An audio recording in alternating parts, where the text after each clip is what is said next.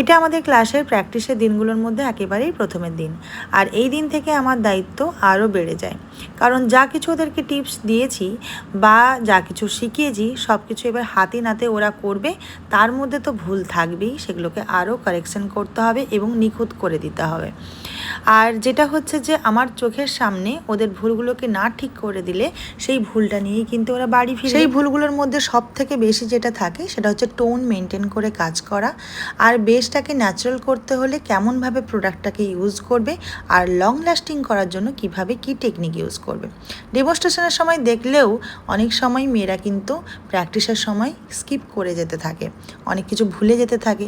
তাই যতই তুমি ডেমনস্ট্রেশন ভালো করে দেখাও না কেন, প্র্যাকটিসের সময়টা হলো সব থেকে বেশি ইম্পর্ট্যান্ট।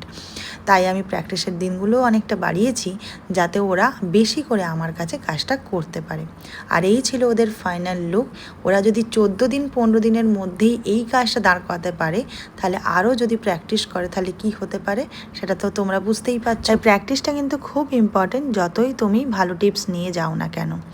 আর আমাদের ব্যাচ শুরু হচ্ছে নেক্সট নভেম্বরের 11 তারিখ থেকে। যারা যারা যোগাযোগ করতে যাচ্ছ ঝটপট করে ফেলো। সবাই ভালো থেকো, চলো টাটা।